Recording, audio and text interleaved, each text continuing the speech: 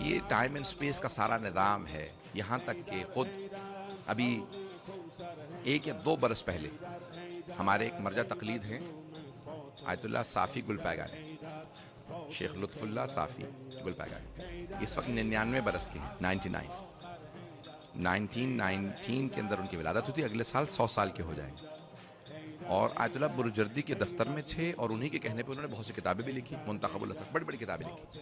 تو ابھی ایک پوری بحث چل رہی تھی سوشل میڈیا کے اوپر کہ واقعاً آئنسٹائن نے کبھی کوئی خط لکھا تھا آیت اللہ برجردی کو؟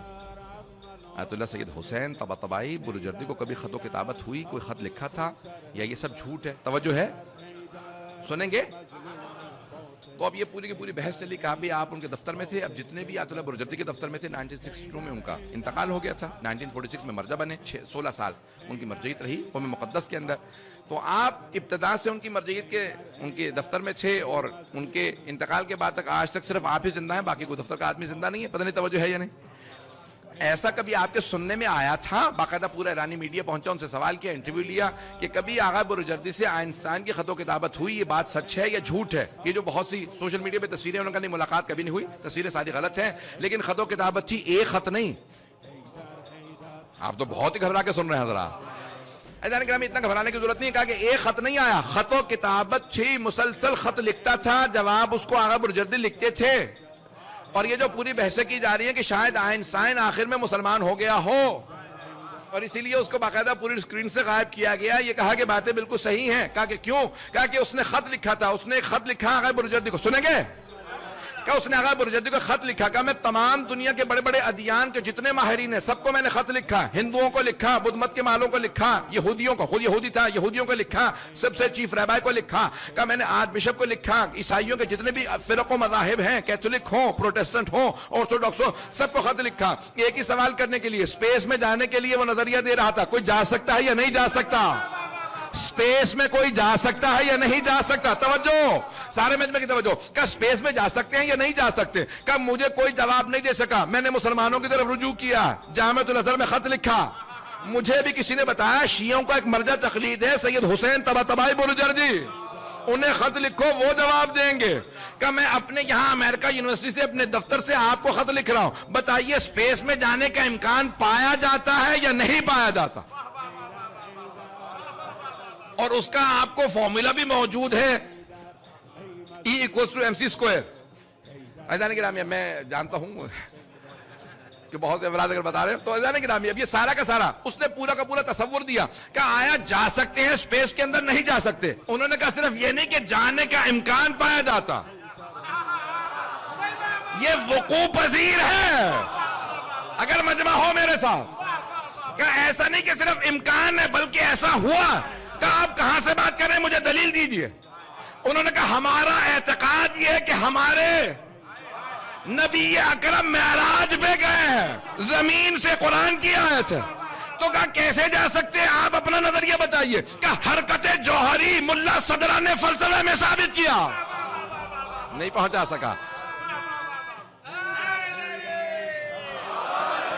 تو پوری حرکت جوہری کی بحث کو انہوں نے لکھ کے بھیجا، یہاں تک کہ اس نے واپس لکھا کہ یہ جس نے فلسفہ لکھا ہے، جس کا یہ نظریہ آپ نے پیش کیا، کیا وہ زندہ ہے؟ کہ نہیں، 250 سال پہلے انتقال کر گیا۔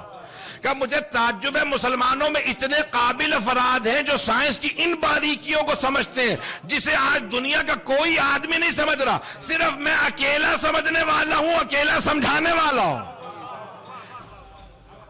The theory of relativity.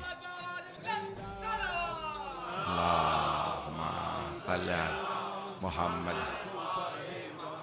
Theory of relativity سے متعلق پوری بحث کی اور حرکت جوہری کا پورا نظام انہوں نے پیش کیا۔ میں نے آج آپ کے سامنے بے انتہا ٹیکنیکل باتیں کر دی ہیں، میں بہت معذرت چاہوں گا، اتنا ٹیکنیکل بنانا نہیں چاہ رہا تھا، جتنا یقین مانیے کہ بھی سارا کا سارا بن گیا۔ میں جتنا بھی بات کوشش کرتا ہوں کہ سمپلیفائی کروں، لیکن میں نے اس کو بعد میں سن لیجیے گا، اگر نہ کوئی بات ہوئی ہو تو انشاءاللہ بعد میں سوال اس کا جواب پیش کر دوں گا۔ عزیزان گرامی، آج اگر توحید کو سمجھانے والے ہیں تو صرف اور صرف آل محمد ہیں، اور غیبت کے اندر کوئی ان کی سمجھا سکتا ہے تو شیعہ علماء سمجھا سکتے ہیں۔ کہ ہمارا اعتقاد یہ ہے کہ ہمارے علماء ائمہ کے وہ تمام علوم، ٹھیک ہے، امام کا کوئی ریپلیسمنٹ نہیں ہوتا، امام کا کوئی بدل نہیں ہوتا۔ ہمارے علماء بھی خود کہتے ہیں کہ ہم امام کے قدموں کی خاک بھی نہیں ہیں، یہ بڑے بڑے مراجع تک خود کہتے ہیں کہ ہم امام کے قدموں کی خاک نہیں ہیں۔ یہاں تک اس نے سوال کیا تھا کہ آپ اپنے علم کو اگر امام کے علم سے تقابل کریں تو کہا میں قطرہ بھی نہیں ہوں اور وہ سمندر ہیں. کرس مورٹیمر ایک برطانیہ کے انگریز ہے, کانورٹ ہے, شاگردوں میں ہے, بہرحال کانورٹ ہے. اس سے کہا کسی نے کہ بھئی آپ شیعہ کیوں ہوئے؟ کہا کہ اہل بیت کی وجہ سے. اور جب میں نے کتاب التوحید پڑھی, اہل بیت علیہ السلام کی جو توحید سے متعلق خطبے ہیں, 1000 سال سے زیادہ پرانی کتاب ہے, شیخ صدوق نے لکھی, جو ائمہ کے خطبے, تو میں ہمیشہ سوچا کرتا تھا شیعہ اہل بیت کے اتنے فضائل کیوں پڑھتے ہیں. اس کتاب کو پڑھنے کے بعد میں نے کہا کہ شیعہ اہل بیت کے فضائل کم پڑھتے ہیں. جنہوں نے توحید پہ ایسے خطبے دیے ہیں کہ اگر کسی سے کہو نا کہ 5 سال ہیں پی ایچ ڈی کر کے دکھا دو اس موضوع پہ, ہم سپانسر بھی کریں گے, لکھ کے دو گے, تمہیں پیسے بھی ملیں گے. کہا کوئی سوچ کے 5 سال میں ایک ایسا خطبہ نہیں لکھ سکتا جیسا علی بن ابی طالب نے ایک لہجے میں دیا. جو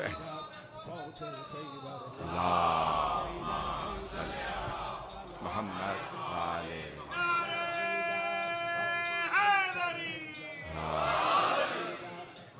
عزیزان گرامی, جتنی بھی باریکیوں میں جائیں گے اہل بیت علیہ السلام